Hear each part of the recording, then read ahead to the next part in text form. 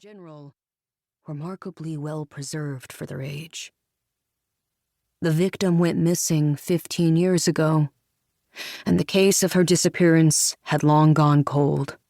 Kelsey Kopostanki was a 17-year-old junior at George Thompson High School when she vanished, and a classmate.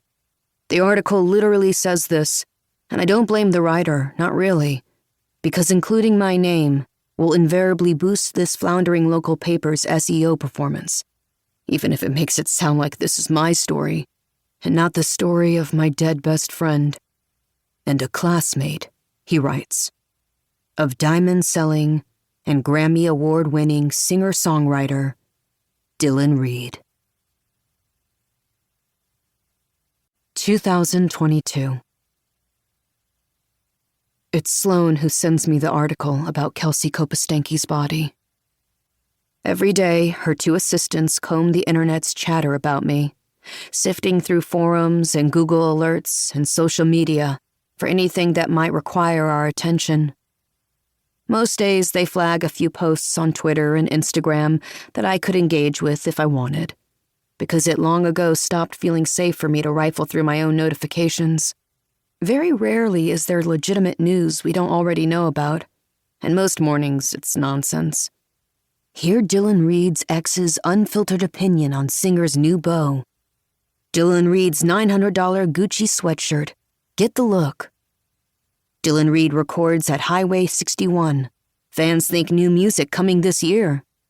In the last case, I'm caught exiting the studio downtown. We hadn't expected the paparazzi storm. Thought I'd snuck in unnoticed. Sloan might scan the resulting photos, just to be sure there's none that someone could unfairly distort. I keep my eyes trained on the ground 3 feet in front of me. Walk very carefully. You never know what they might say if I roll my ankle on a crack in the sidewalk. Dylan Reed drunk at the studio. Famed good girl finally gone bad? The subject line of Sloan's email is news alert, and the body of the message is simply, did you know this girl? I don't blame her for being so direct. First of all, Sloan's style is to cut straight to the chase, which is why I hired her. Second of all, I understand that her default position is skepticism.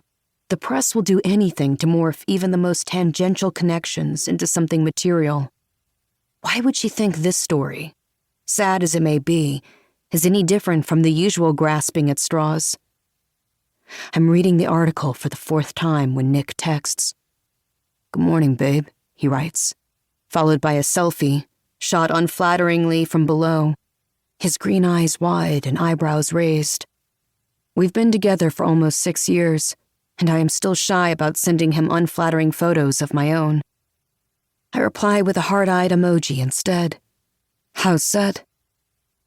Behind schedule already. It's 11 a.m. on the East Coast, where they're shooting Nick's adaptation in the Long Island purgatory that is neither Queens nor the Hamptons, an American stand-in for the exurbs he called home in Ireland. The series is based on his debut novel, a multi-generational family narrative about addiction. Its initial sales were average, but there's been a renewed interest in his back projects since Lee Sider sold 2 million copies. Or maybe since we started dating. When's your meeting? He asks. 2 hours. Of course. Nothing in LA starts before 10. This fucking city. Our shared refrain. LA is perfect. LA is impossible. We call the place in New York home, capital H, because it's the place I bought because of us, and the place that feels most like ours. But the truth is, we live nomadically. A career in entertainment means you go where the work is. I think I minded the travel, the distance, the lack of feeling settled, less than Nick does. Good luck, Nick says. And just remember, if you can't make whatever the feck you want, the rest of us don't stand a chance. He's right that another artist in my position, with 6 #1 albums, 8 Grammys, and a catalog valued at nearly $500 million, might not feel the need for luck before label listening session. Another artist might feel by now that the label's opinion is no longer relevant.